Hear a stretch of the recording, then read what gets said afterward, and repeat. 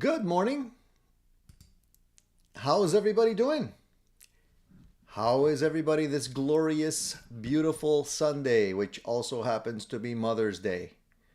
I hope you guys are all doing really well, and a big happy Mother's Day to all you mothers out there. Um, the ones that we can actually, you know, enjoy and celebrate in person, and the ones that are still with us in spirit. I just want to wish everybody a very happy Sunday. Um, Thank you for joining me. Today is show number 161, I believe, if my math is correct. And of course, we have another interesting show lined up for you guys. I hope you guys can, first of all, hear me okay. Please give me a thumbs up if you can, because I switched the setup a little bit slightly, and things might be a little different. First of all, the voice, and also, can you hear the guitar? If everything sounds good, give me a thumbs up and we'll get the show started. So first of all, I want to welcome you all. Addicted to Gear is here to scratch that gear addiction itch that you all may be dealing with, including myself. I am definitely one that is gear addicted and looking for new stuff all the time. Enjoying playing music, enjoying just the pleasure of having guitars and playing music. It's better than therapy, in my opinion. And the Sunday shows are kind of like our little community's therapy session. So feel free to join in on the chat. I don't have to invite you to talk or ask questions because it's an open forum. This is what we're here for.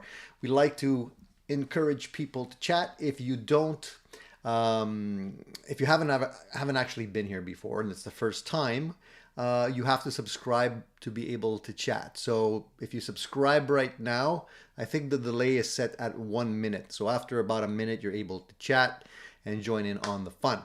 So that's it. We got that out of the way. If you want to encourage the channel, if you've been watching my videos and you want to encourage what I'm doing here, you can do that by thumbs up, subscription, spread the word. Of course, there's super chats and all that kind of stuff that you can do. That's always appreciated, not mandatory. And basically, we're here for you. So let's get the show started. Let me say good morning to the people that are here already. There's a lot of people already in the event here. 32, I believe, which is not bad for a Mother's Day. I figured a lot of you guys might be absent because you're doing something special with your wives or your moms or, whoever you're celebrating today. Mazzetti, he says he's new, but like what I do. Well, thank you for joining. Thank you, man. Very nice. Hopefully you'll join more often. Peter England, good morning. Peter, I thought about it, and I think weekly would be good. I think bi-weekly is too long. There's too many things that happen during the week. So I figured every week, I think, even if it's summer, even if it's the summer schedule, no big deal. Whoever could joins us, and whoever can't, we'll just catch the replays. But I think every week would be better. So Ken's here also. Ken, good morning. Good morning to you. Jean-Pierre, yes, I'm in the building. Nice to see you, buddy. Hope everything's well on your end, man. Thank you for sending all those really nice guitar pictures. I enjoy watching them. It warms my heart to see those great guitars. Gene is here. He says it's 6:25 a.m. in California. That's really early, Gene. I appreciate you being here so early. I don't know if I'd get up that early for any show, so I really appreciate the effort. Wayne is here too, grabbing some coffee and weed to get the day started right. What do you take in first, Wayne? Is it coffee first or weed first, or both at the same time? A sip, a toke, a sip, a toke. How does it work? Steve is here as well. Jack, good morning. BC Rich, Randy. It's me, Don P. Nice to see you. The Nye. Davis Music. Presley, California Customs is here too. Hey, Presley, I really enjoyed your chat with Ben the other day. If you guys don't know, Presley was on Ben's channel And you know, they were just chatting about guitars and gear. It was really nice. I like to be on the other side of the window from time to time. Eddie's here too. Ben, good morning. Rich, Steven is here too. Good morning. And he says he loves the shirt. Oh, thank you. Thank you. Yeah, I had to wear my I'd rather be playing guitar shirt today because that's how I feel, man. I feel like playing guitar today. If you guys have questions, don't wait till, you know, things get busy and a lot of chit chat starts rolling in. Ask your questions right away. I'm happy to answer any of the questions that I can. And let's see. Fat Philosopher says, the Italian amp guy. So I guess you're referring to the Brunetti video that I just put out, Fat Philosopher. Basically, I recorded a demo, a sound demo of my Brunetti Pleximan, which I didn't do for a long time. I don't know why. The Brunetti is back there right there. And I've owned that amplifier for years. And I actually did a review on the amp initially, but it wasn't a sound review. It was just going through the features and functions. So you can check out that video. But yesterday I put in, I actually recorded another video where I'm actually playing sound samples. So if any of you guys are interested in the Brunetti, you can check that out. I can put the link in the chat for you guys if you don't already know. The Brunetti is a great amp, man. I have to say, it's really, really good. And the thing is, it's hard to, there's so many great Marshall sounding amplifiers these days that it's really hard to select just one. You know, I think, I'm not going to say every amp company, but many amp companies are, you know, they're jumping on the Marshall bandwagon because it's a very popular amplifier platform. And everybody wants to kind of get a piece of that pie, you know? And so Brunetti has obviously done the same. Italian amp company that really makes some really nice amplifiers. And not only do they sound great, they're really well built. I have to say, like, you can really tell that the quality's there. So I'll put the link in the chat so that you guys can watch that later on. Hopefully that'll work. Let me see here. There you go.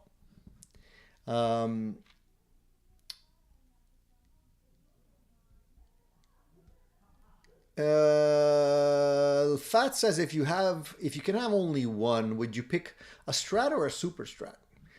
You know, it's an excellent question. And here, look, I'm actually playing a Super Strat right now. This is an Eart guitar. These are guitars that are made in China. It's an NK63. You know what? I like humbuckers, but there's times where you do need the single coils. So if you can't really make up your mind, going with a Super Strat is probably the best compromise because you do have the, you know, the humbucker in the bridge, which is nice to have, and then you have the single coils, so you can take advantage of both, right? So if you're playing the humbuckers,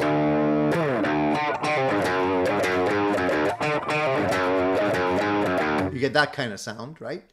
And if you switch to the single coils, you get more of this, more of the quack, which you lose if the humbucker doesn't have as much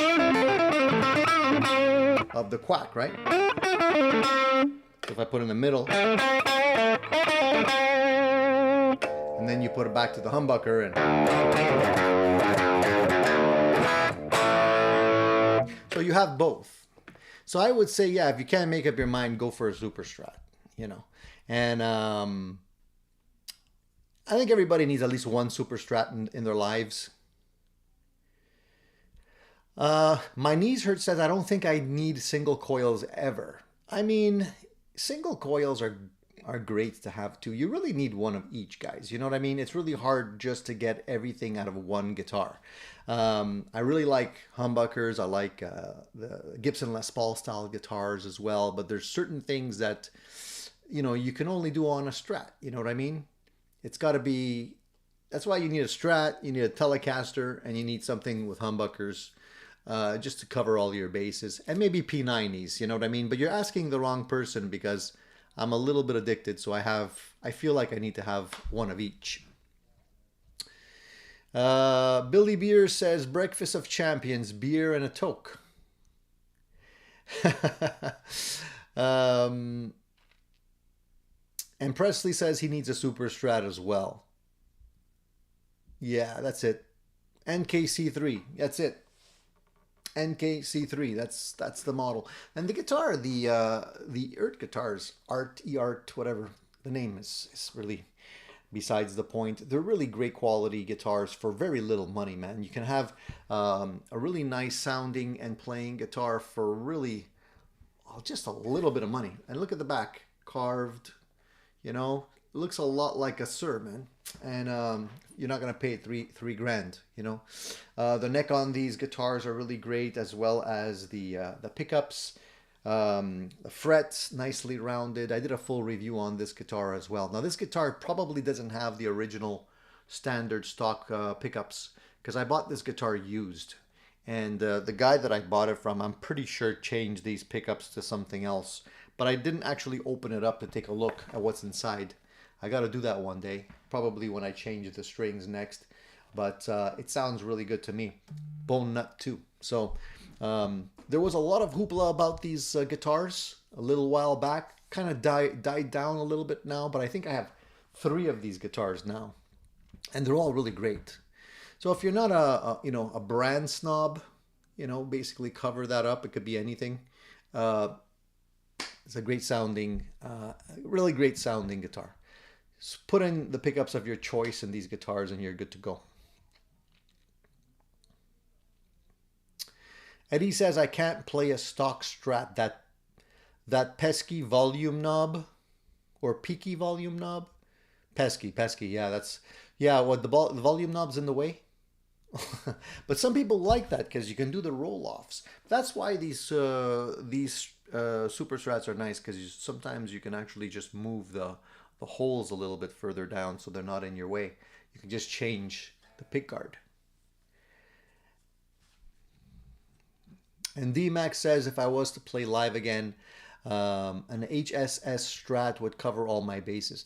The only thing is that what I found, guys, is that sometimes it's really hard to get a good sounding set of pickups that will do the humbucker and the single coil sounds nicely together.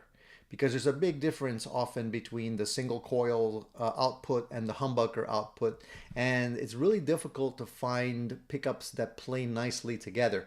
Also because of the pots, right? So normally when you're playing a Strat, the pot would be 250K.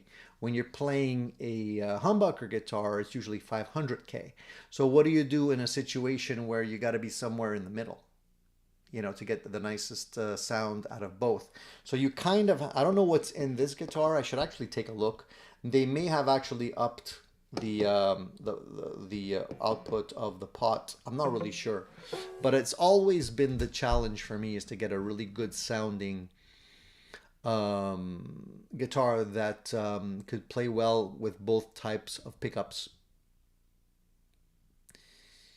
Rico says, I always thought a Strat had a locking trem. I think you meant the Super Strat. Well, no, they don't always have to have a locking trem.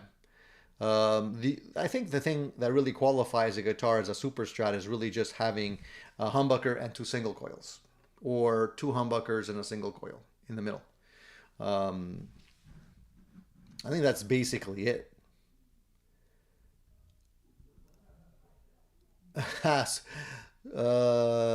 Surferby says, I'm just a snob in general. And John wants to know, what is your view comparing this sort of Eart and the Harley Benton Fusion Super Strats? Well, yeah, that's a great question. Honestly, they're both really good. They have a different feel to them. So the necks are what makes them quite different. So this guitar has a rather thin profile neck. So it's kind of like, it's not a chunky C. It's a very flat type neck. So it's very easy to play.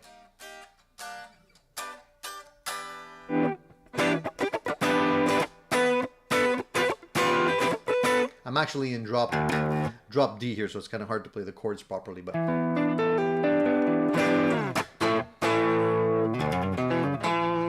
so that's what makes this guitar different from that guitar over there. That's the guitar, the other guitar you were talking about, right?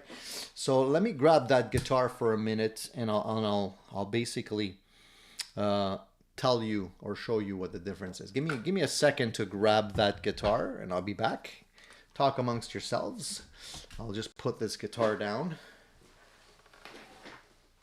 So this is the Harley Benton, right? So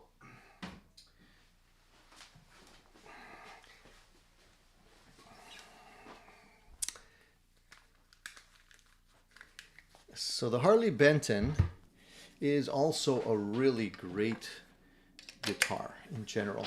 This guitar has 2 humbuckers only, so it doesn't have the single coils, so it's definitely got a different sound. And it also has the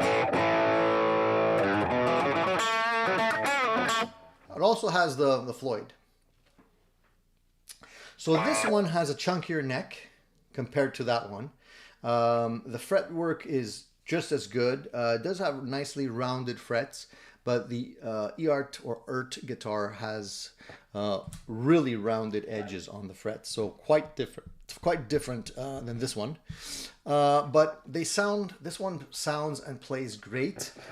You can see the back. Look at the neck. This is a roasted maple neck, really beautiful. Look at that. Good quality tuners on this guitar. I mean, if you're looking for a guitar that scratches that Super Strat itch with locking tuner, this is a good one, man. It really is. Love it. And I don't have many guitars right now that have a Floyd. I only have 2. There's this one, and there's the EVH, actually back over there, that I built myself with a Floyd. Those are the only 2 guitars that I have right now that have full-on Floyd Rose. And this one has the push-pull pot also. This is the push-pull. So you can split the pickups, which is something that some people like. Not a big difference. Like, actually, it's a little thicker, but it's a great guitar. So I love playing this guitar too. Very nice. I mean, for the money, and people always use that term when they're talking about Harley Benton guitars or Eart guitars as well, because honestly, for the money, you're getting a really nice platform. MFN says, "Hi Tony, I fully support the weekly show schedule." Thank you. Thumbs up, man. Speaking of thumbs up, if you guys can give me some thumbs up, I would appreciate it. I think we have 47 people so far. Good. And Mazzetti says, "Thanks, Eddie. That's the one I was considering, so go for it." So I may have missed that comment, but we'll get back to it. All right. Any other questions on gear? Keith says, I just got Gibson Flying V Natural. Love it. Started getting an Epi Koa. Send it back. Why don't you like the Epi? The Epiphone. What's wrong with that?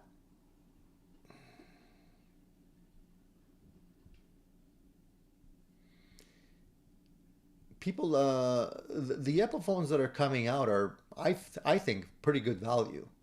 They don't, if you're going to get an Epiphone, instead of getting, let's say, a Gibson Les Paul or a, a 335 or even the Hummingbird, they are different. So this is just one thing I want to clarify to you guys, because a lot of people think that, you know, you're going to get an Epiphone, or, you know, I know because I have the Epiphone 335. Actually, I had it, I sold it. I have the Hummingbird acoustic guitar, that's an Epiphone.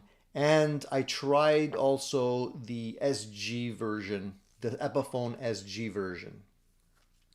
They're good guitars. The SGs are good in terms of how much you're paying for the guitars.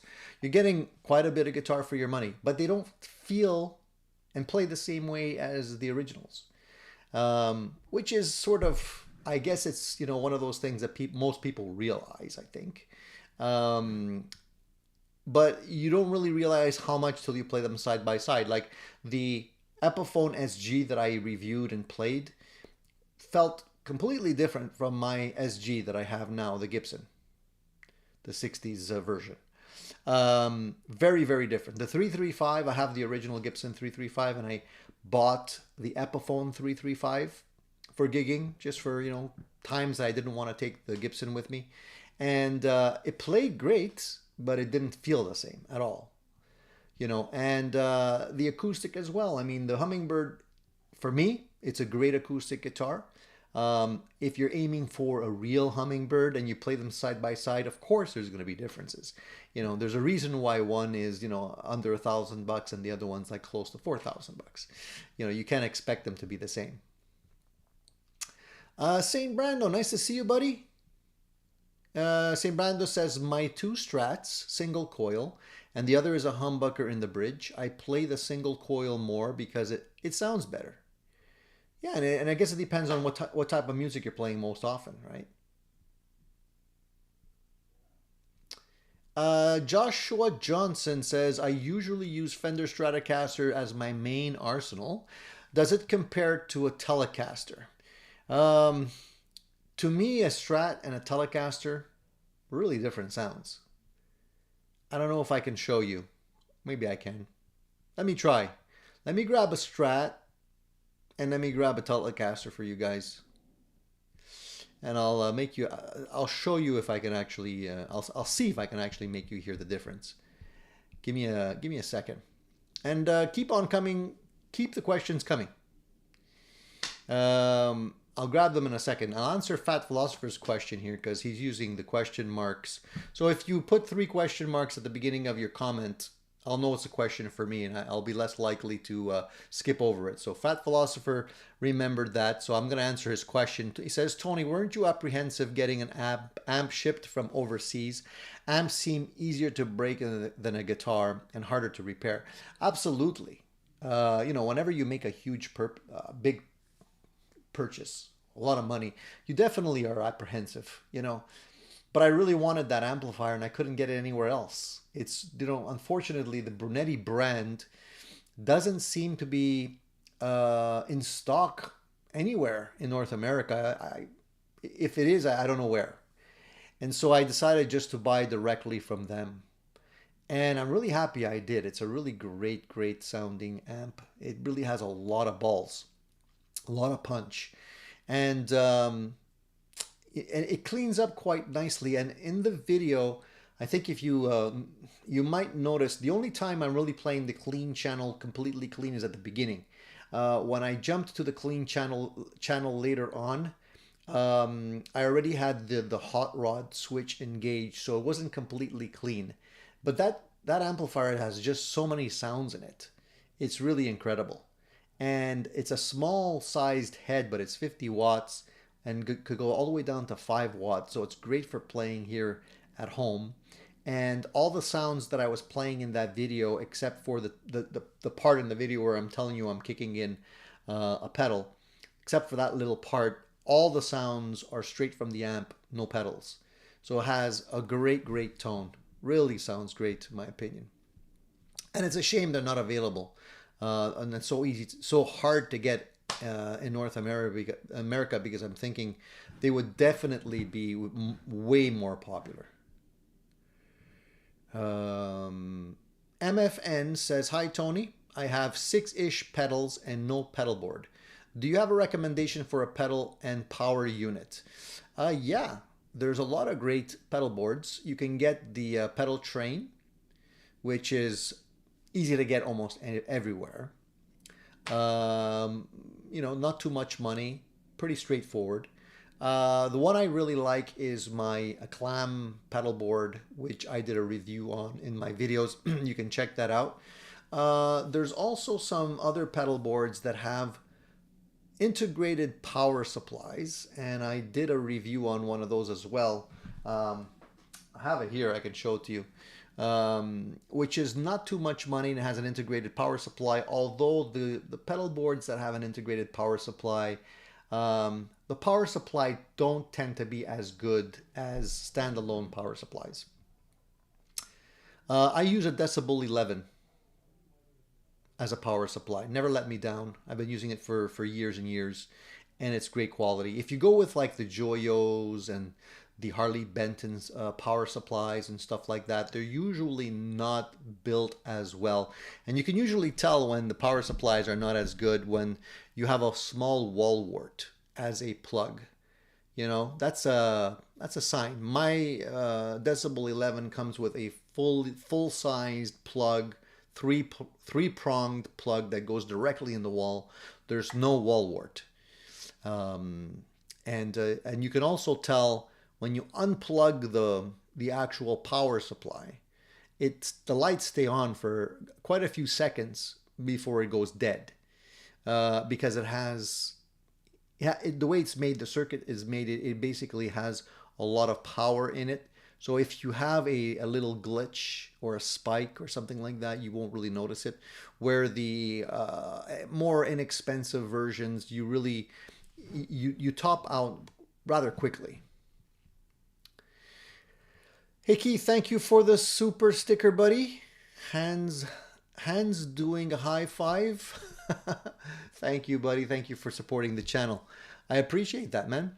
Ben says, totally agree, Davis Music. People can try and convince us all they want, but these are the facts. Not that Epis are bad, because they're great for the money. Yeah, so I think we kind of agree on what I said earlier.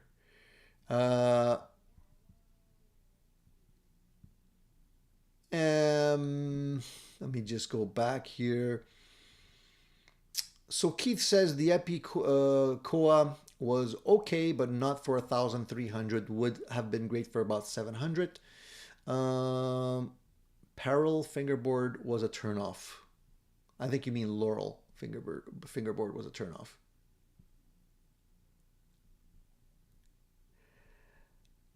You know what? Yeah, that's the thing that a lot of people are complaining about. It's not necessarily the quality, but the price that you have to pay for the quality you're getting for the Epiphones right now. I think the prices steadily keep going up and up. Rico says, I never heard of that amp brand before. Really, Rico? You haven't heard of Brunetti? Well, you're missing out, buddy. You should check out the videos. Sam Villo has some great sounding clips where he's playing the Brunetti Plexi, man. I could watch Sam play for hours. The guy just has amazing fingers, and he does so many videos on the Brunetti. It just sounds fantastic. And if I had like an unlimited budget, I'd get the Brunetti Mercury, which sounds even better. But that guitar is really expensive. I mean, these are like high-end, really high-end amplifiers. You know, you're looking at the Ferraris and the Lamborghinis of Italian amplifiers in this price range. Jamel wants to have a link to the power supply that I use. Yeah, sure, Jamel. I can do that for you, buddy. No problem. Let me just find it. Give me one sec. Here,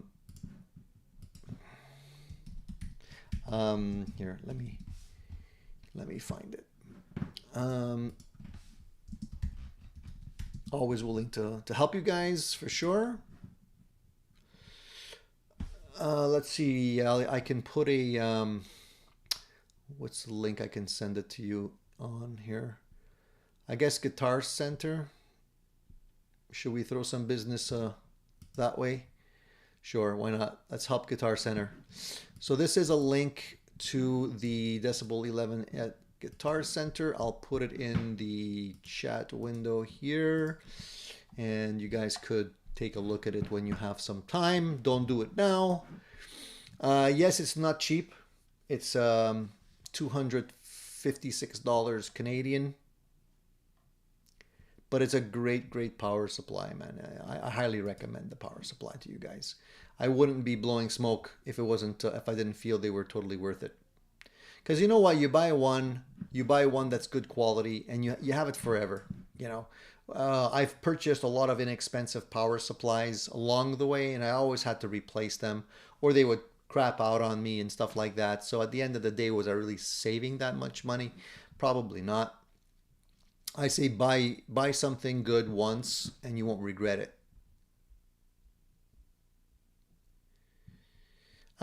Presley says making some Telecaster shapes with 2 humbuckers with 1 volume tone, thinking of calling them LT models, short for Les Telecaster.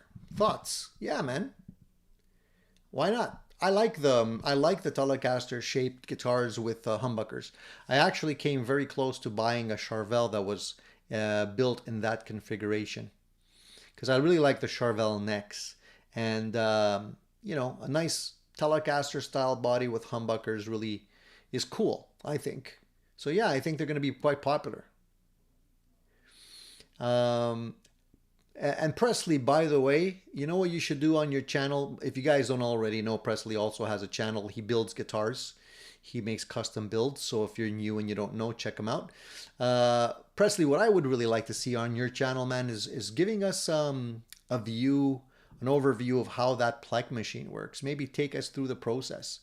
Show us how it works. It would be pretty cool. I'd be very interested in seeing that myself. I think other people might enjoy that as well.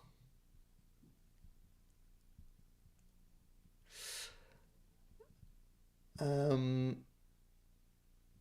right, I'm gonna just grab the Telecaster. Like I said, I wanted to, because somebody wanted to know the difference in sound between a Strat and a Telecaster, and if there's a difference. There definitely is a difference, and let me just show you that. All right, give me 1 sec. I'll be right back.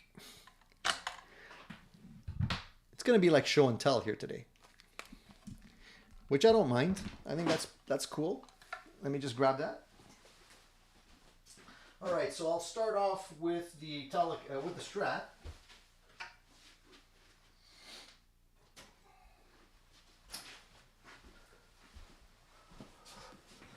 I think most of you already know what the Strat sounds like anyways, but you know. I wish I could do an A/B test very quickly. I don't know if this guitar is even in tune, but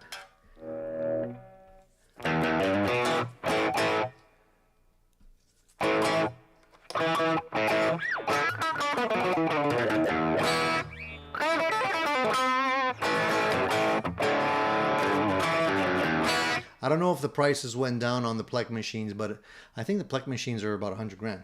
Let me tune this guitar up for a sec, because it doesn't seem to be in tune at all since I haven't played it in a while. I wish I could afford a Plek machine. I'll probably Plek all my guitars. Why not? Get the guitars to play in perfect balance. The fretboard would be perfect. I'd probably go a little ballistic and do all my guitars. Why not? Yeah, this guitar was way out of tune. Pretty out of tune because I haven't played it.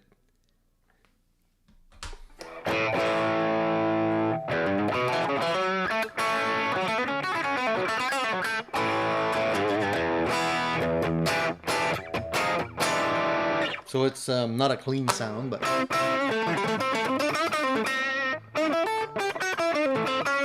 So I don't know if you can hear the quack.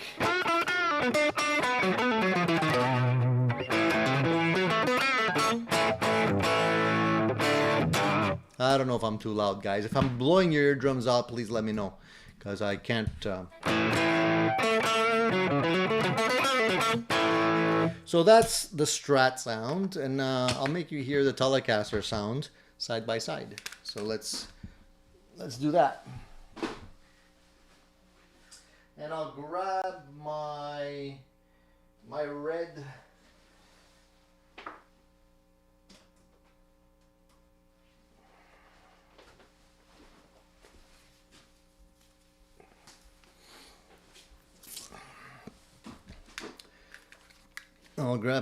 Telecaster. Again, I don't know if this is...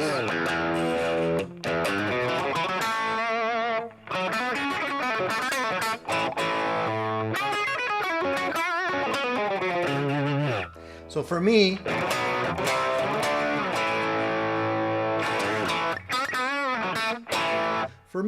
the Telecaster is kind of in between a Strat and a Les Paul.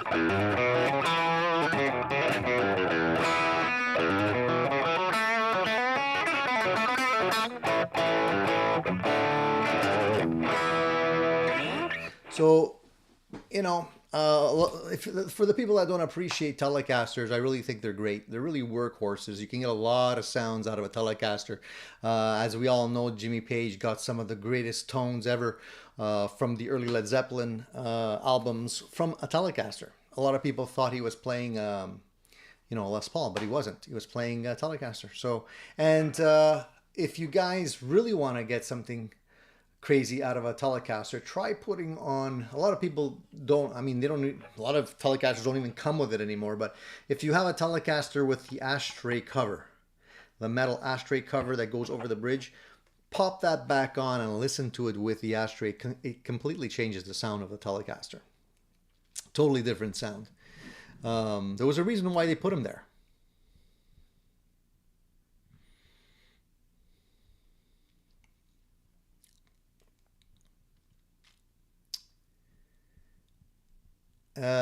Joe says, I had one plecked a few years ago. These days I trust my own skills leveling frets.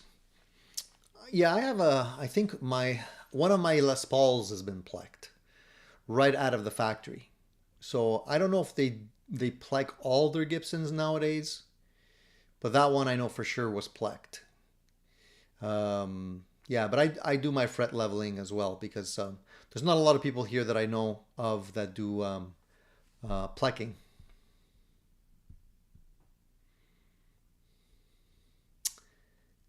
John says, I never understood the if it's too loud, you're too old statement. The older I get, the louder I need it. Yeah, the years are not what they used to be. I have a Greco Les Paul copy. Love it, sounds great, and has a belly carve. Yeah, those Grecos are something. They definitely are.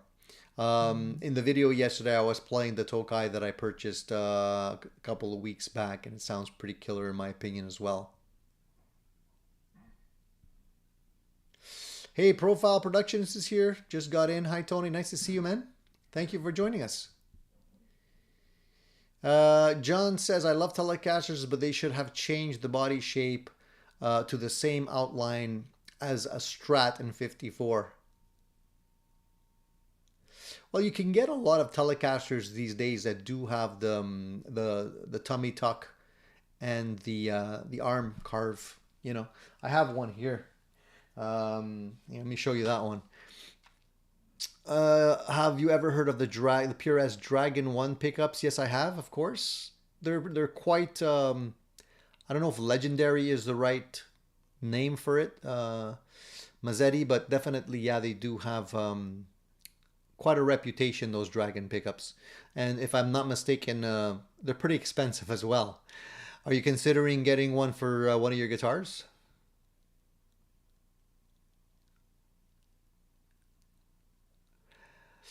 If you can get one, grab them. Hand leveling is absolutely fantastic. It's just if you're doing every day, your body will end up with issues. No kidding. Fret leveling is not fun. If anybody's tried fret leveling themselves, you know how long it takes. So a lot of elbow grease involved, a lot of filing, sanding, polishing, buffing. So at the end of the day, your fingers are going to be a little ruined. So if you can pleck a guitar, yeah, that definitely will save your body. I agree.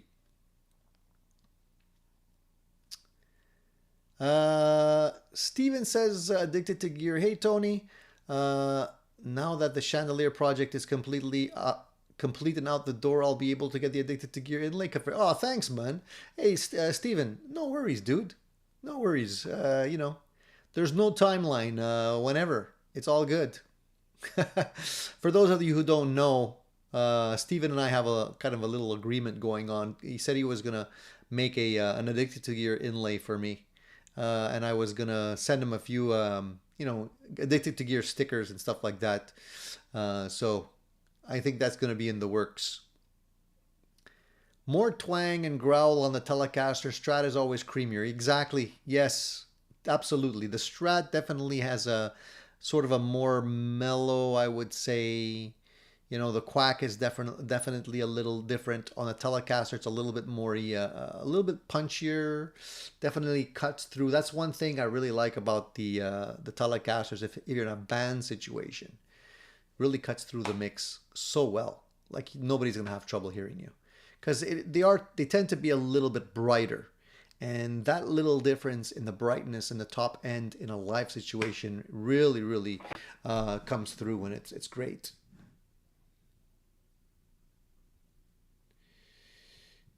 John says we should have played guitar bingo tonight.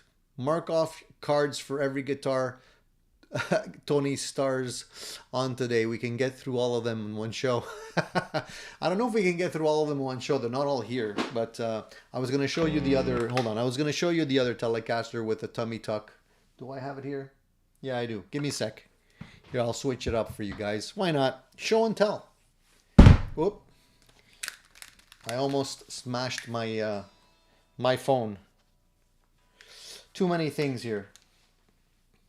And that wouldn't have been good because it's a brand new phone and I still don't have the screen protector on it. With my luck, I'd do that. Let me just move that over a little bit. All right, let me grab the other.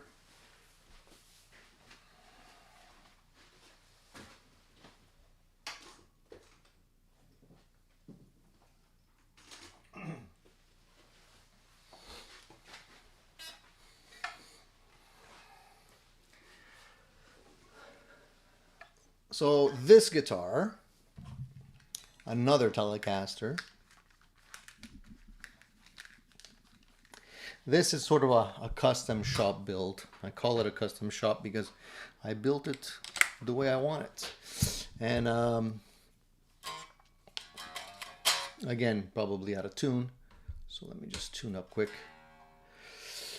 This guitar I built from specific parts that I had, and the reason why I chose the body specifically was because it does have a tummy tuck and an armrest,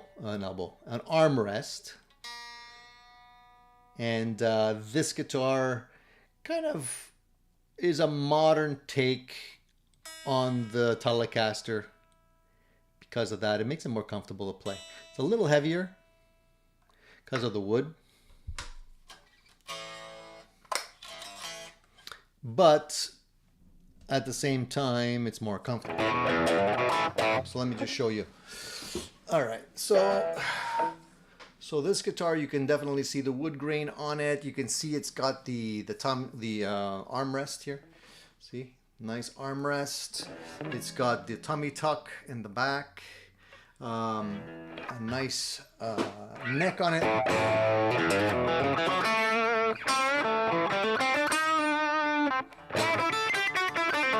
I don't remember what pickups are in this. It's got large frets.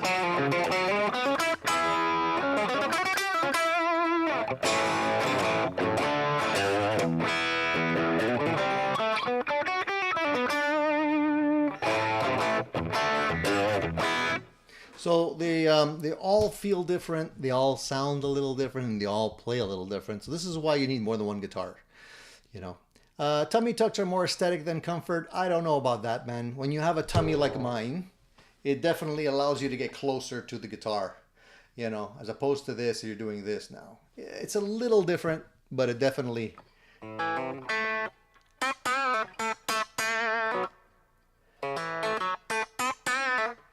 Thank you, man. Yeah, it's a nice color, and I like the grain. Uh,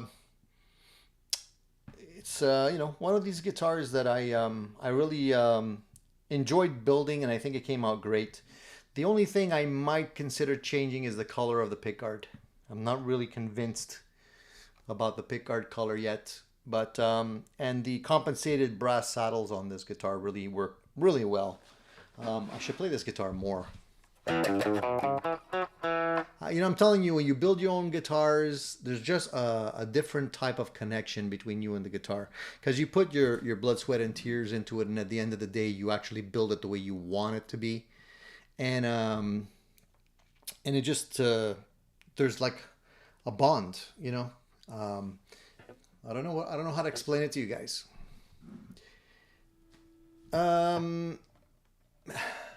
Jedi Jingle Maker says, greetings from Florida. Nice to see you here. Thank you. Thank you for joining. My tummy requires more tuck all the time. Yeah, I know. Tell me about it. Slab board on that, Tony. No, it's not a slab board. Well, it doesn't have the skunk stripe. And yeah, it's this neck has a modern feel to it because of the large frets that are in it, but it just feels great. Plays really nice. I think I did a review on this guitar where I may have mentioned which pickups were in it, but I don't, for the life of me, can't remember now. It probably did take a lot of wood grain filler. And I think they filled it with black wood grain filler. This is why the grain pops so much, but it looks really nice. Maybe mint? Yeah, maybe mint. I don't know what color would go well with this one. Maybe black. Maybe black would be too harsh. I kind of tend to think that when I look at guitars, if it's a dark paint color on the guitar, it's usually nice to have a lighter pickguard. You know, just to give you a little bit more contrast. Whereas if you go dark, in some cases it doesn't look as nice. Yeah, I think the grain looks really nice. I agree with you, Stephen. This is you know, I'm glad I came across this body. I bought this guitar body specifically to for the project build, and it was already painted and everything. So it's a little heavy. I'm not gonna lie, it's a little heavy. Not the heaviest Telecaster that I've built. The heaviest Telecaster that I've built is do I have it? No, I put it away.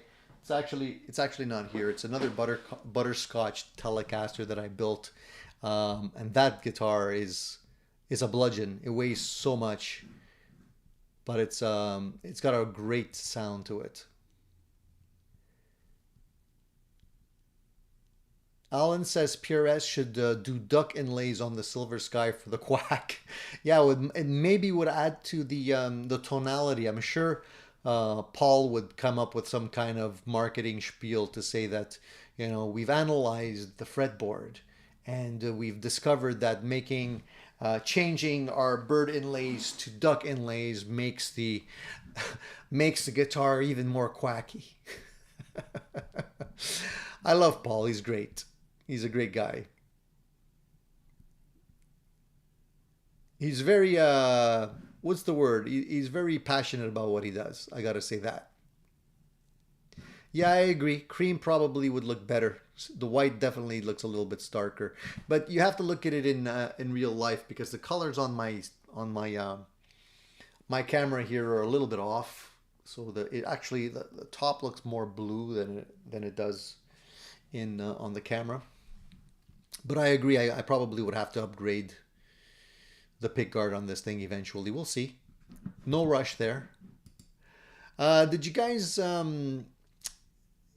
catch the latest song that was released by Eric Clapton? It was actually quite touching. I think it was released last week, if I'm not mistaken. And it's Moon River with Jeff Beck on guitar.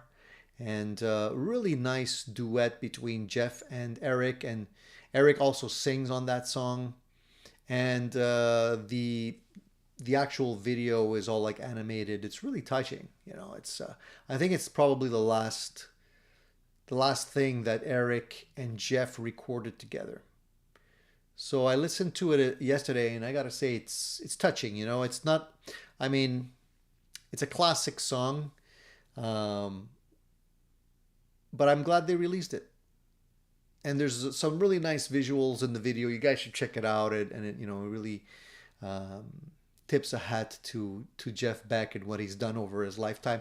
I miss Jeff Beck. I already miss him.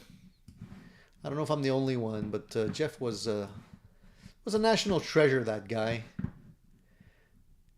Jamel says I should put a gold pickguard on it.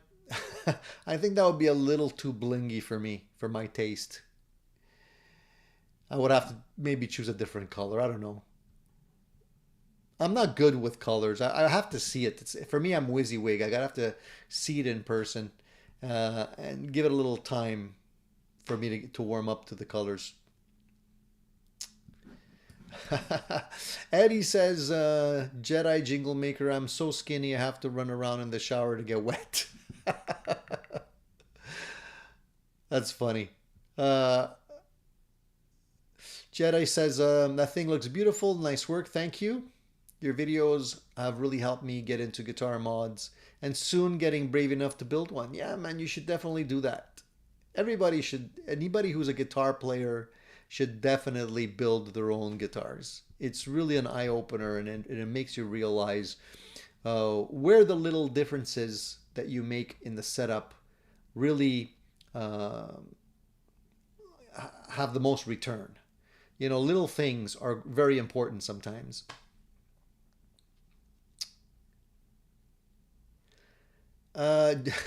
John says, what's the opinion on fancy pick guards cut out of LP records or car license plates? I don't really like that. I mean, it depends on the guitar. I mean, if you're, you know, I don't know, if you're going out for a specific build, you know, if you're Billy Gibbons or something like that, maybe.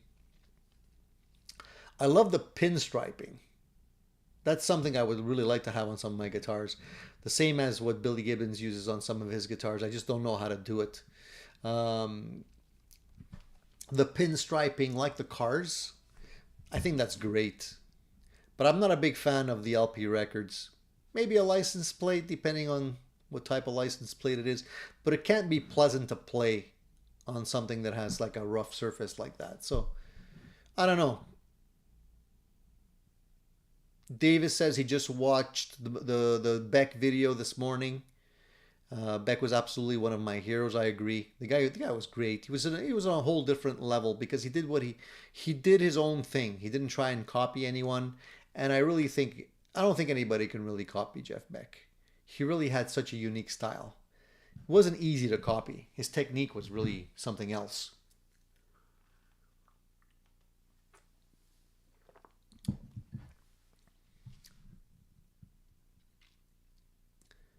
Surferby says, to me, the neck is the most important part of a guitar.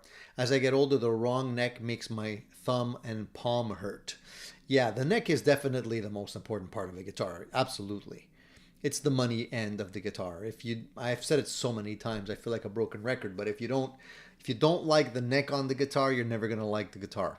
The guitar could have all the bells and whistles on this end, but this is the end that really makes the difference and talks to you and speaks to you. And if you don't like, if it feels not right and you're struggling against the guitar, you're just not going to like it. I've had so many guitars come and go that, you know, on paper they look fantastic, but playing them after a while are like, you know, you just can't get along with it because of the way the neck, maybe the neck is too wide or not wide enough here in the nut.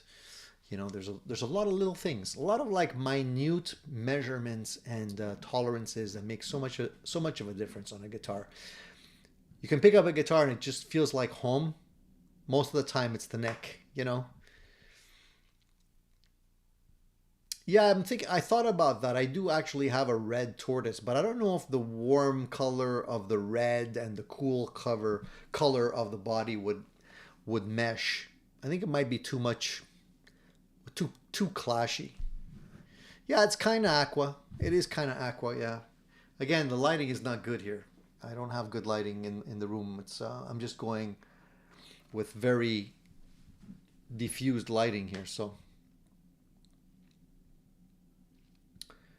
Jedi says, I just bought a Sire S7 HSS, arrives tomorrow. What's you think of that one?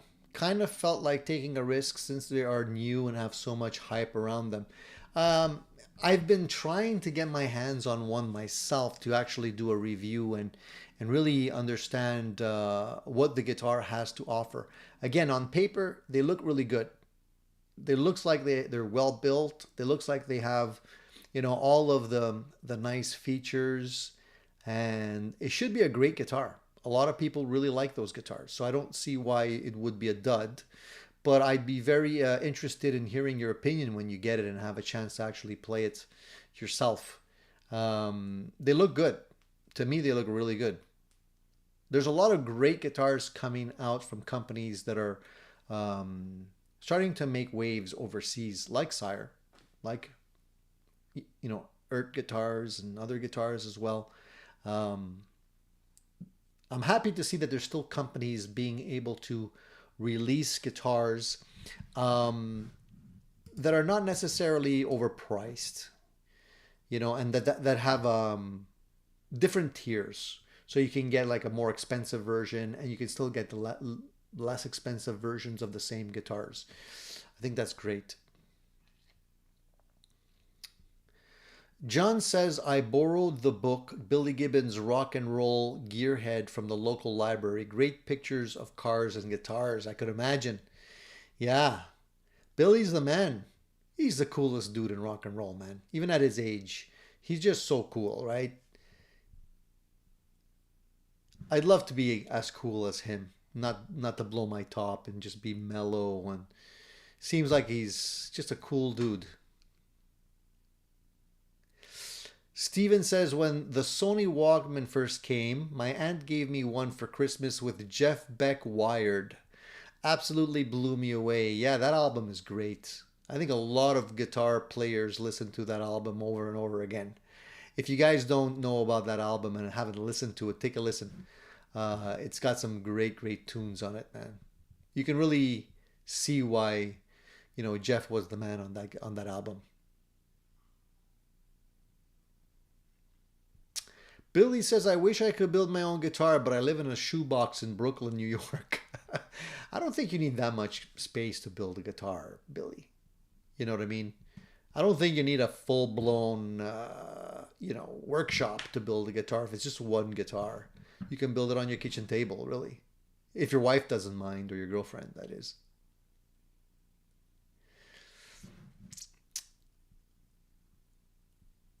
Jamel says, one thing I got from Jeff Beck is the ability to play well without a pick. I tend to play my guitars without a pick. Watching how Jeff played with his fingers inspired me. Yeah, if you can get that technique down, it definitely gives you more contact with your guitar.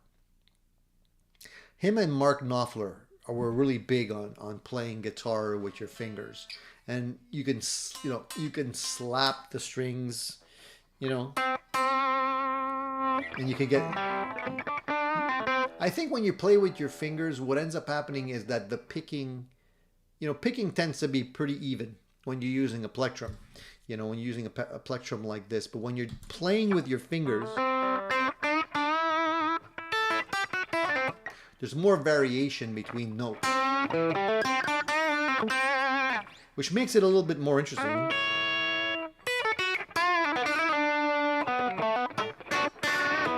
What I really like about guitar is their picking technique, but mostly their phrasing.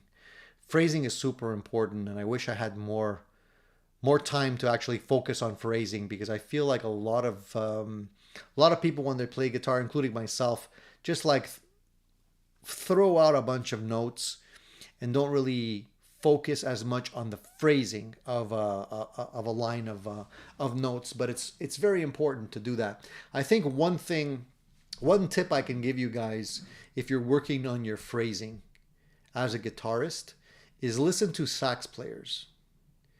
Because, you know, as guitarists, we tend to listen to other guitarists and mimic what we're hearing as a guitarist.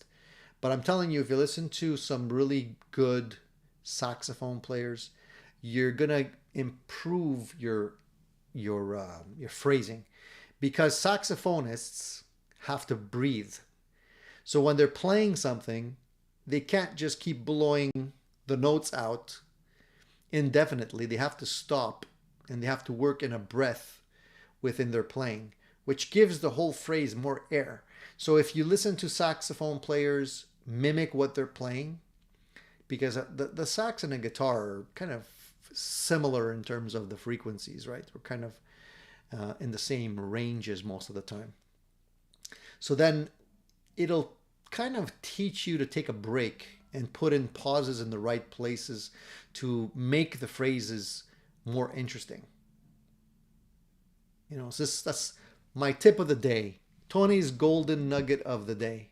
So keep, write that down. I think it's going to help you guys. It's going to help me. MFN says, I have an olive green Strat and changed the cream pickguard knobs to black and love it.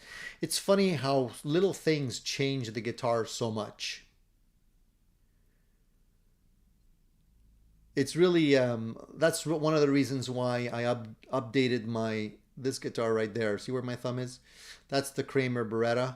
It used to have chrome tuners and a chrome bridge, and I changed the chrome to black and put in a black Vega trim on that guitar.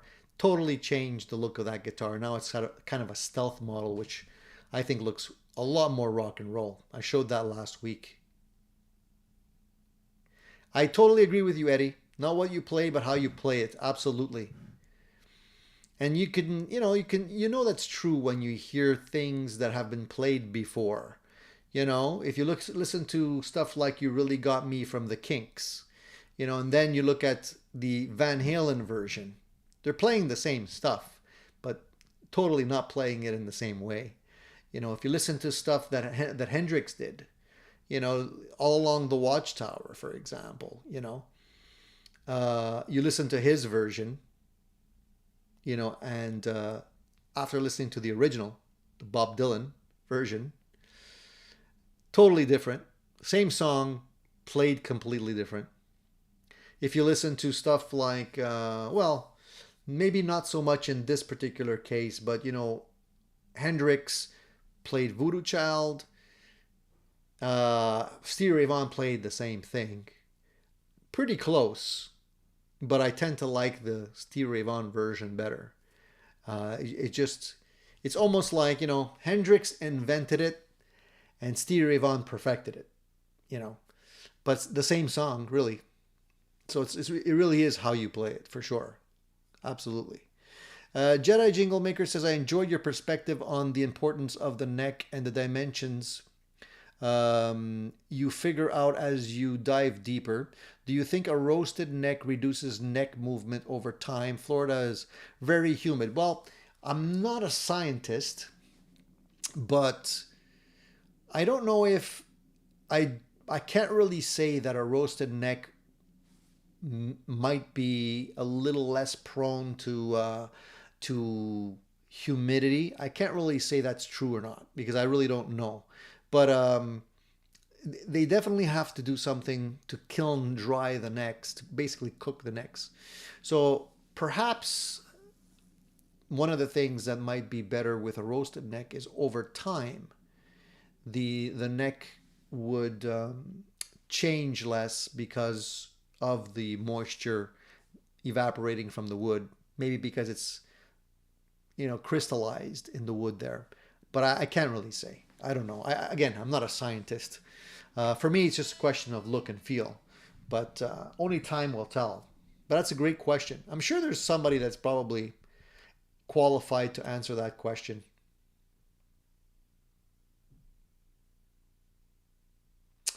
Keith says if you put a black pickguard on that Telecaster, you would have a Batman theme. Perhaps. Steven says Jimi Hendrix's dad played sax. that's why he sounded so innovative at the time. Yeah, maybe he indirectly absorbed a lot of influences from his dad. Yeah. Gilmour is definitely a master of phrasing, Eddie. This is why his solos are so enticing, so interesting to listen to. I think he's a lot closer to a saxophone player in his phrasing. In my opinion, you can probably take Gilmour's solos, drop in a sax, and they would sound just as good. My opinion. Yeah, I love that. I love that quote. BC Rich, no sax before a fight. Detective Frank. That's on the Police Squad. I remember that scene. Where he walks into the boxers getting ready for a fight and he's playing saxophone. And he says, no sax before a fight. As opposed to no sex before a fight.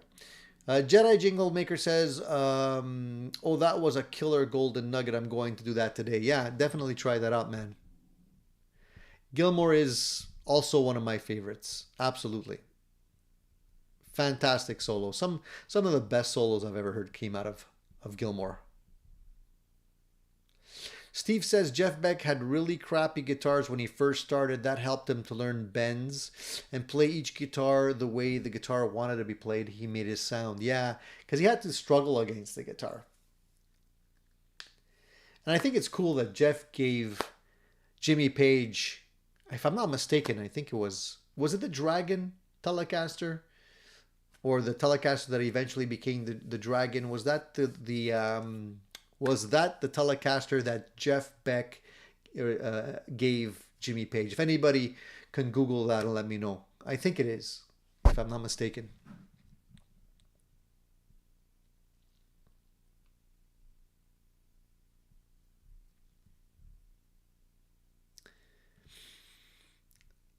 BC Rich says they were all great. The Naked Gun films, Top Secret, Airplane films, though the second one wasn't done by them. Yeah, I remember watching Top Secret. Naked Gun was always fantastic. Airplane, you know. Shirley, you must be joking. I'm not joking, and stop calling me Shirley. They're classics. I gotta watch those movies again.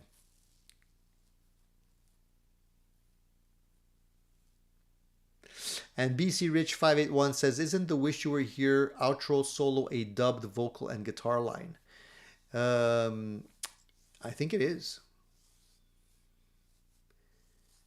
And if I'm not mistaken, again, you guys don't quote me on this, but I think you could look it up. A lot of the guitar parts that Gilmour recorded were actually recorded on a Telecaster as well. So, again, another point, another tick for the Telecasters. So one thing I wanted to show you guys, a little teaser since you guys are here. Got one of these guys in, Tonex pedal, just because there's so much hype around these pedals. I wanted to check it out for myself. I opened it up, I listened to it briefly, put it back in the box. I'm going to be doing a review on this guitar, on this pedal for you guys. There's a lot of, good things about it. There's a lot of things that I don't necessarily like about it as well. And I'll share all of that with you guys in my video review that I'm going to be doing. One thing that kind of miffed me about this was that, they talk about how the Tonex pedal is great because you can actually record your amps and save them and play them from this device, which is true. You can do that. But what they don't emphasize is that you can't do it unless you have a reamp box. So, it's kind of, I thought you would be able to do it directly from the Tonex pedal, but you can't do it. So now you got to spend another 200 or, over 200 bucks to get a reamp pedal if you want to take your amps and save them in this little guy. The good news is that there's a lot of tones in it already that you can take advantage of.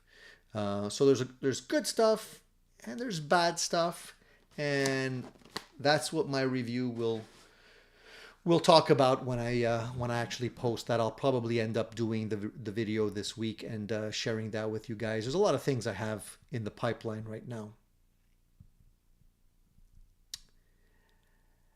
Paul says the pedal of the week. So Paul's pedal suggestion of the week, and I always like these. He says the new Empress Heavy Metal Menace, original, origin, quality, and detail in the sound, but half the price, $250 USD. Any style of metal sounds with lint-packed interpretations, standard size pedals. So very cool. I'm not a heavy metal player, so it wouldn't necessarily entice me as much, but I'm sure if others here enjoy playing heavy metal, maybe this is a pedal they can check out for sure.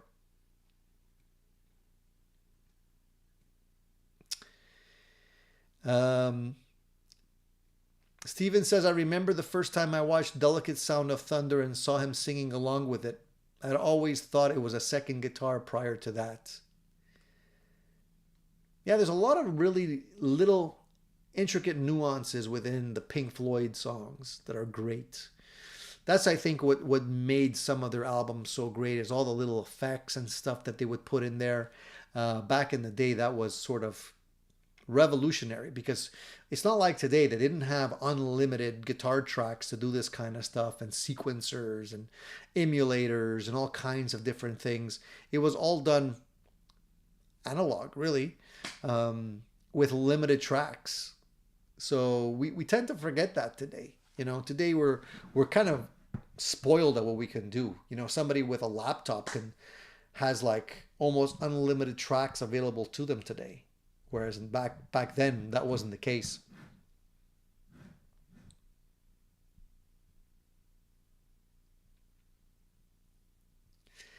Jedi says, let me tell you, I've been on a Nick Johnson listen fest lately. Talk about phrasing and touch. Wow, big inspiration that really has drawn me to more classic tones. You know, what can I say? It's like just listen to as much music as you can. We tend to get into what I call a feeding frenzy. You know, if you listen to the radio, they tend to churn out the same stuff all the time. And, you know, truth be told, I'm not a huge fan of some of the modern stuff. There's very few people that I feel are doing something that hasn't been done before. It's sort of everybody's copying everybody. You know, nobody really stands out as much. And it's funny because when somebody finally does pop up that is doing their own thing, they become a phenomenon. You know, if you remember back before Nirvana came out, right? Everybody was doing the heavy metal thing, right? Everybody was trying to be the big hair heavy metal act, right? Because there was a lot of them. And then all of a sudden Nirvana pops up and they're kind of anti-establishment, right? No spandex, no big hair, you know, music, the sound raw. And all of a sudden everybody's like freaking out, like, what the hell is this?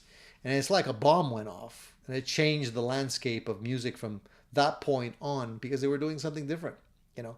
So I'm waiting for somebody to come out to do that again because I find like it's the same rehash over and over again. It's kind of boring. What's your favorite compressor pedal or pedals? I'm in the market for one. You know, I'm going to say I have two compressor pedals at the moment. One is an exotic effects compressor. And I'm not going to lie, I don't use it all that much.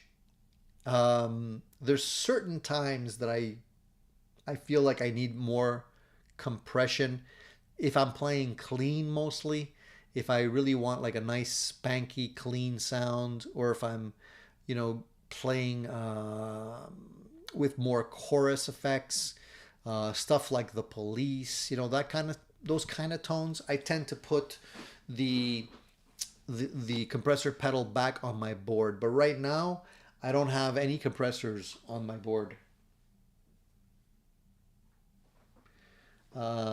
Maybe I should put it back. You know what's funny? I was looking at something today and I'm like, where did I put my pedal? Couldn't find it. I'm freaking out. The other compressor pedal, before I get distracted about your question, is that I have a Keeley.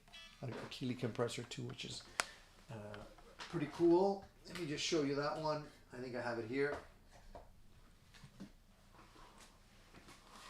I think I have it here, unless I put another pedal in the box.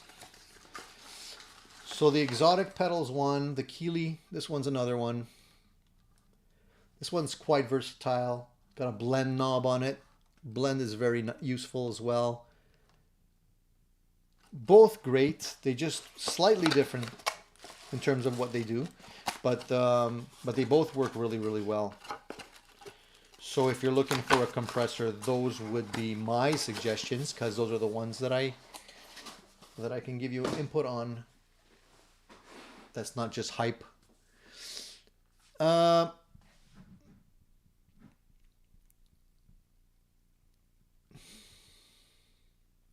Steven says in 1978, Eddie Van Halen, when I bought that tape out in my boombox, everybody freaked out. Yeah, no kidding. You know, it's almost like the first time you hear something like Moby Dick, right, from Led Zeppelin, that drum solo. If you're a drummer, you know, and all of a sudden you hear that drum solo where he's playing with his hands and doing all that syncopated drum parts. If you're a drummer, you know, that also went off like a bomb. Everybody all of a sudden wanted to sound like John Bonham.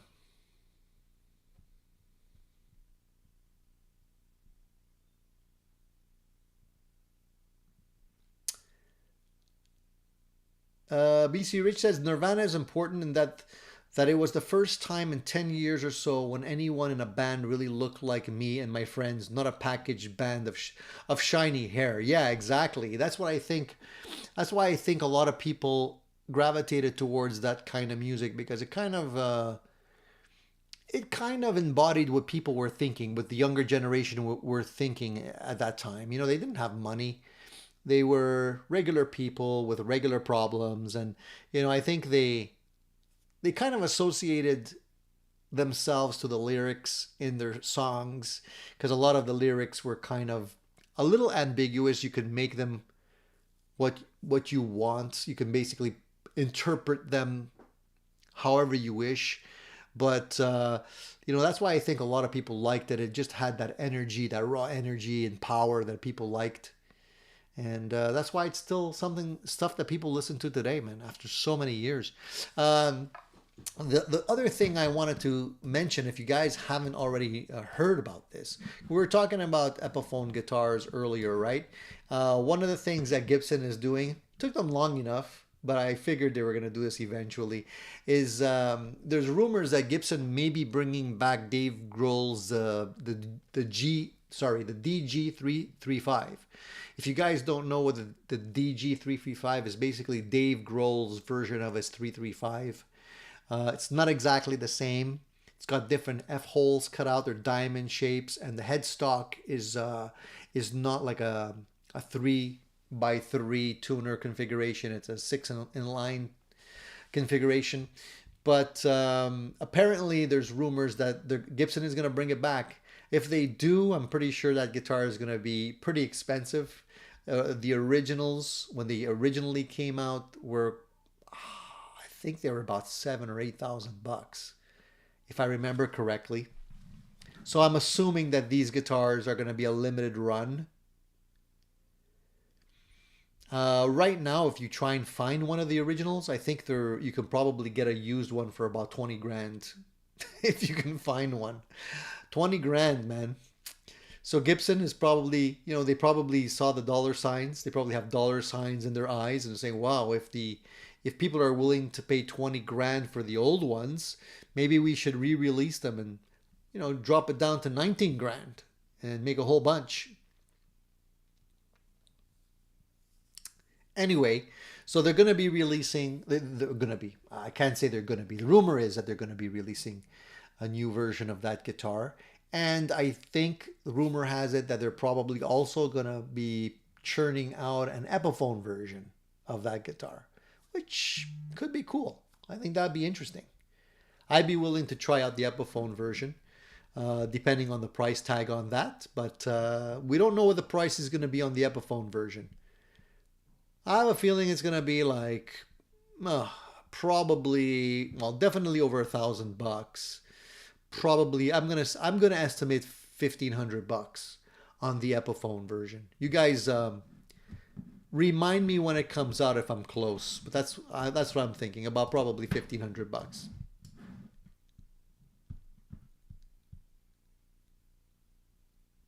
Yeah, prices are crazy, definitely, man. DMAX says, "Hi Tony, I find when using a modeler like my HX Stomp, I like the sounds I get when I use a Strat or Telecaster, but don't like it as much when using humbuckers. Could this just be a matter of EQ?" Yes and no. Um, the pickup output is definitely going to be different with a humbucker. So it's going to be more immediate. You're going to have more output. So maybe it's causing some kind of clipping that's not pleasing to your ears compared to a Strat or a Telecaster. You can definitely play with the EQ. Some units actually have a little switch or a setting in the software where you could indicate whether or not you're playing a Telecaster or a Strat. Some of the earlier ones had that as well, and it would make a difference. So try playing with the EQ a little bit and see if you can get that to maybe just lower the input on the EQ slightly when you're playing the humbuckers, and see if that makes things a little bit better.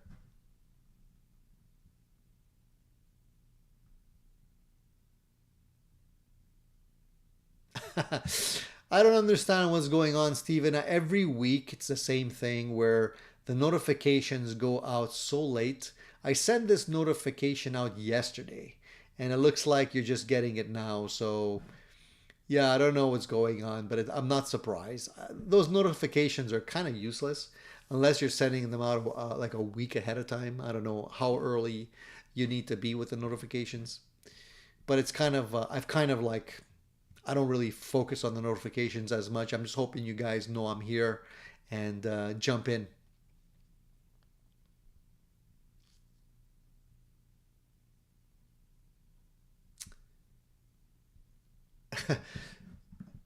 I'm telling you, YouTube, crazy. One of the things I also caught this week, which I wanted to share with you guys, and it's funny because we were talking about this last week, and somebody mentioned that they were having trouble with calluses or they cut their finger when they're playing guitar. And I share this tip with a lot of people. They don't believe me. But if you have a callus that's broken, or your fingers cut and it's stopping you from playing, because it is painful when that happens if you're playing guitar a lot and practicing a lot. Crazy glue. A drop of crazy glue, man, and it just, it's like an instant callus on your finger, and you can just keep on playing. It's crazy. So I know it sounds weird. I know a lot of you guys might not want to put crazy glue on an open sore. It shouldn't do anything. As a matter of fact, I think there's actually a medical version of this that doctors use from time to time. But anyway, if you don't believe me, there's an interesting article online. You could probably find it.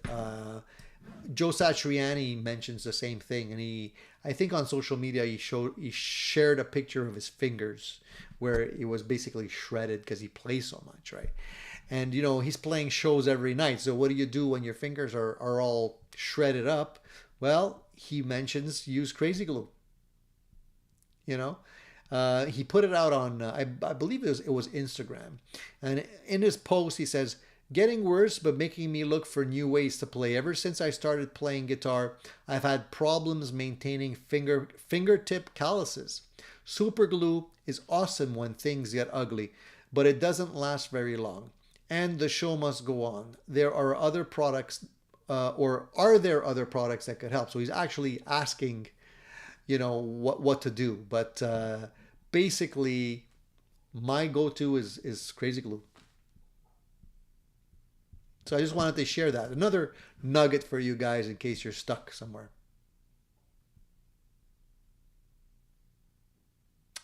I can try making it a premiere next time, Jedi Jingle Maker. I don't know. Maybe I'll do that. I don't know if you can actually make a live show a premiere. I'm not really sure you can do that.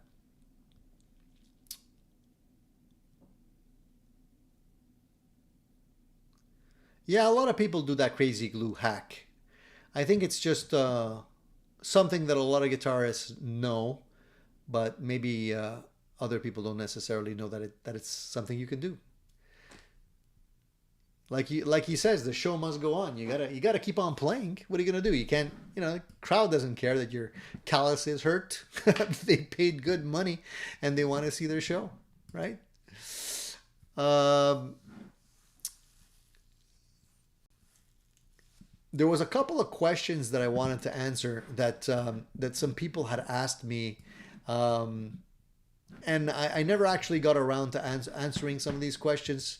They're all based on some video that I did. At one point, I did a video review of the Enya Next G guitar, which is a carbon fiber acoustic guitar, and I basically showed the guitar and played it. Um, and a lot of people thought it was too weird because it definitely is a crazy guitar. It's made of carbon fiber. It comes apart. It's got a speaker built into it. It's got, Bluetooth. You can actually play and change the sounds and stuff like that. And I commented that guitarists are a strange breed because we do want to have innovative new products and solutions, but we don't want them to be too different. And if it's too different, it's a turnoff. And I had this discussion with a friend of mine, and he agrees with me. He's like, like for me, I definitely I don't need Bluetooth for my guitar. And it's a temporary solution because Bluetooth to me has a lifespan, I would say 2 to 3 years, and then things change. So for me, give me wood, give me strings, give me analog, and I'm a happy camper.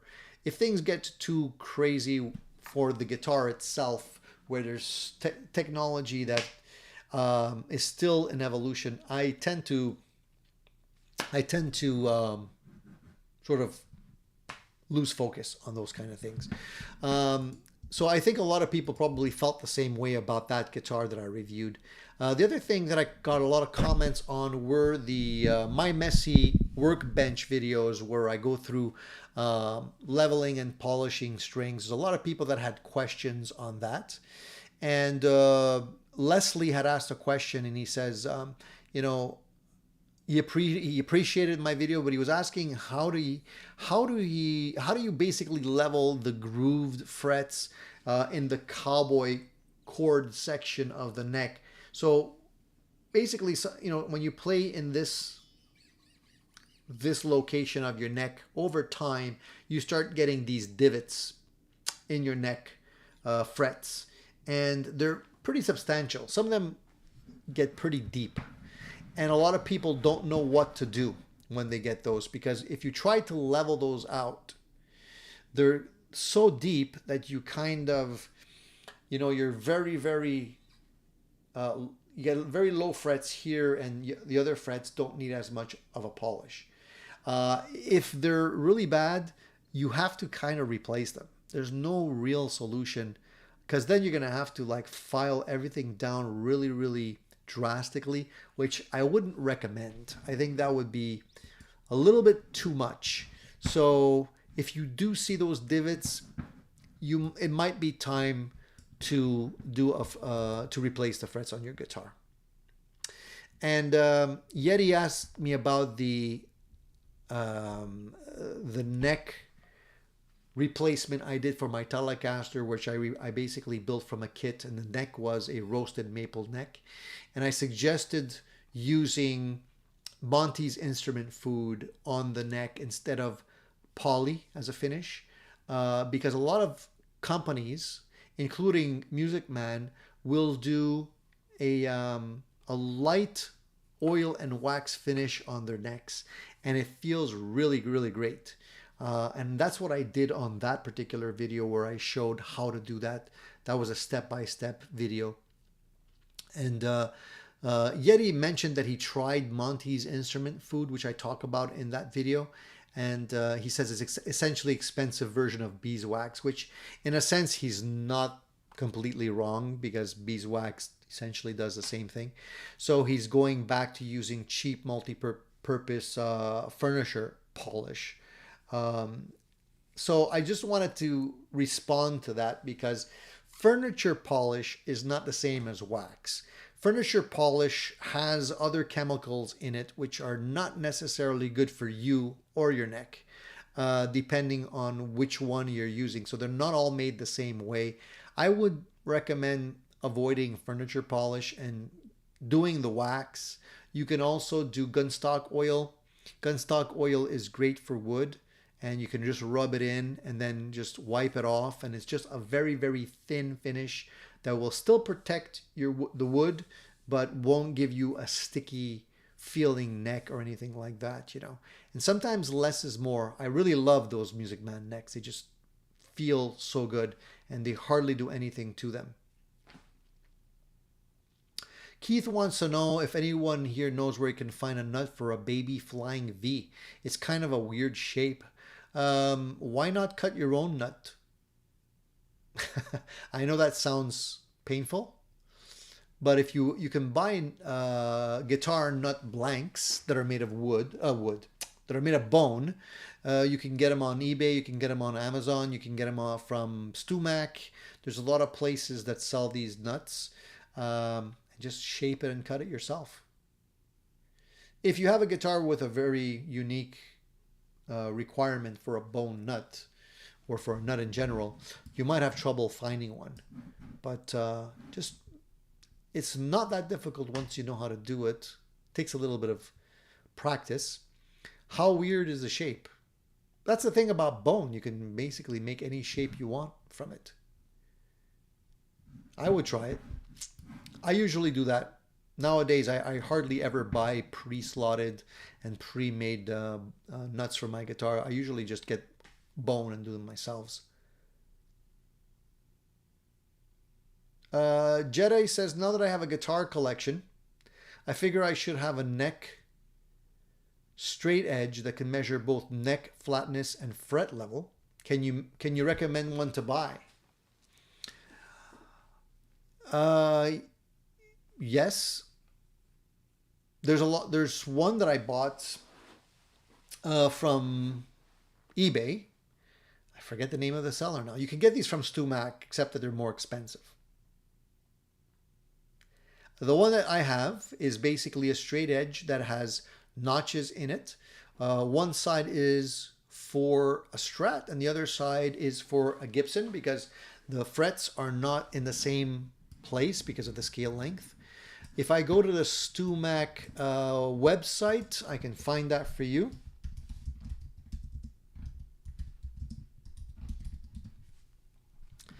They're expensive. Everything from Stumac is expensive. It's convenient because you can buy stuff from one place. If you're in the States, maybe it's not a big deal. But for me in Canada, with shipping, handling, and exchange, it just doesn't make sense.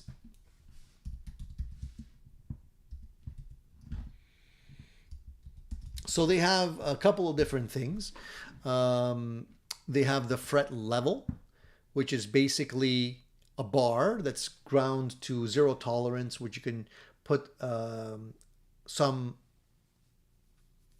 sandpaper on, right? And that when you're doing your fret leveling, you can use that. But I don't think that's what you're talking about. That level, by the way, is $65. Pretty expensive for what you're getting. You're just basically getting a bar. And then there's a fret ruler. So I believe that's what you're talking about. The fret ruler is what I was mentioning earlier, which is it's basically just a piece of metal with notches that you can put against your fretboard, and then you can see that your fret board is perfectly flat, so that you can zero it out before you start leveling any frets. Yeah, and you can get them from Solo Guitars. That's true. If you're in Canada, Solo Guitars is a good place to get these things from, because they have well, similar stuff that StewMac has.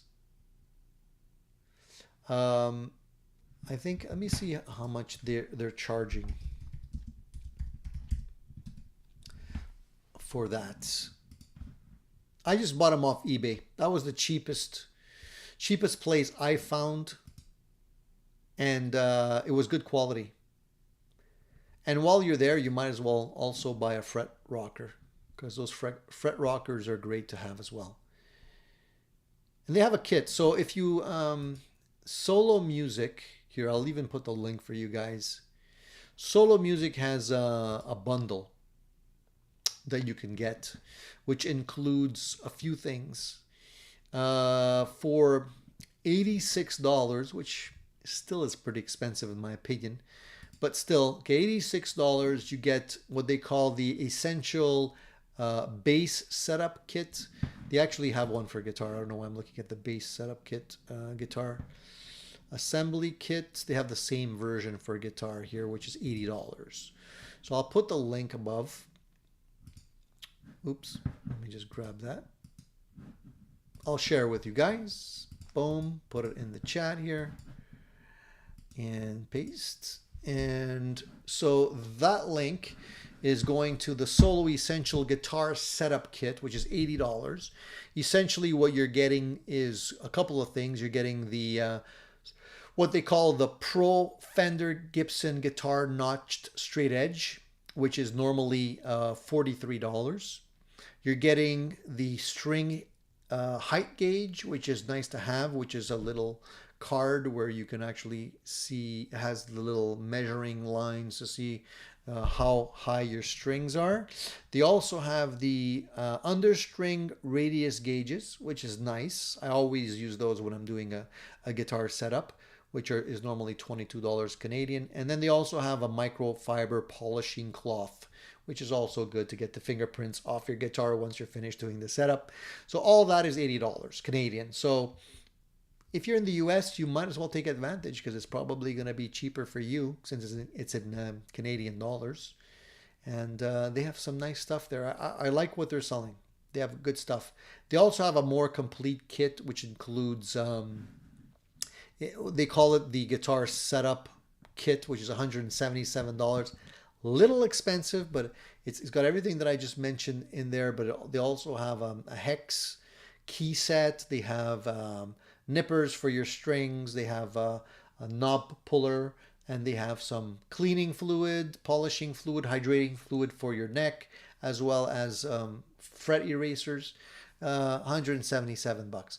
I bought all these things separately, which probably ended up costing me more in the long run, but these are all things that you would definitely end up needing if you're doing any kind of guitar setup.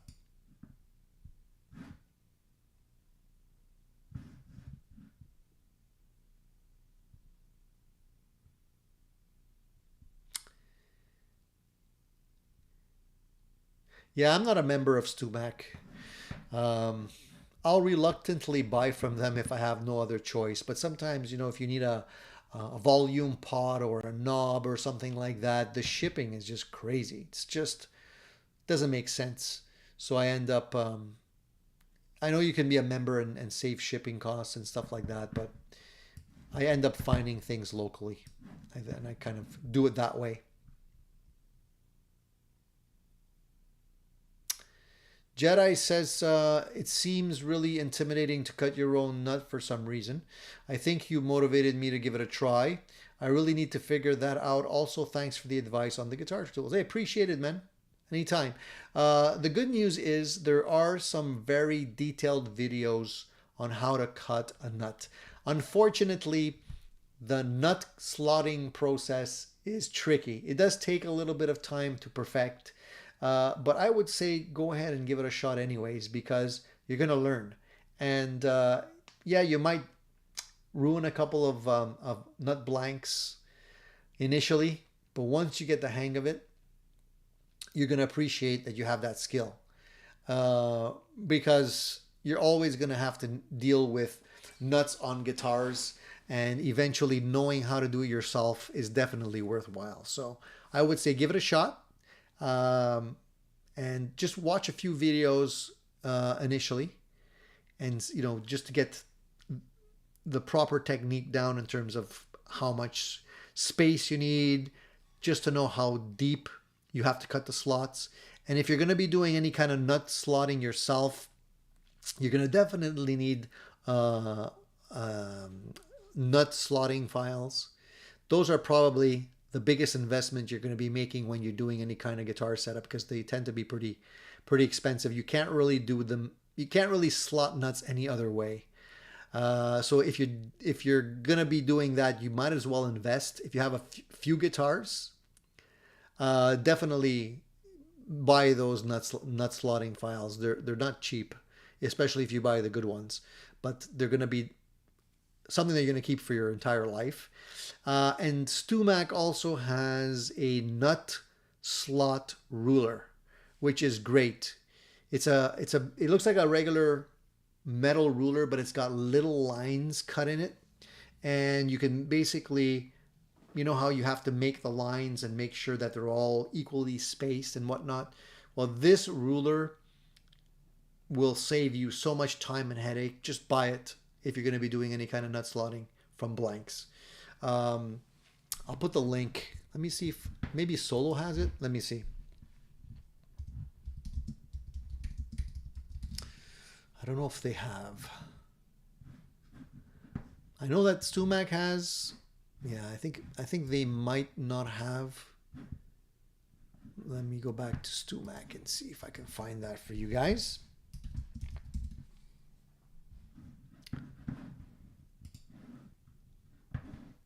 I know this is kind of geeky stuff that not everybody's going to be interested in, because not everybody's going to be slotting their own nuts. But I'm telling you, it's something you're going to need here.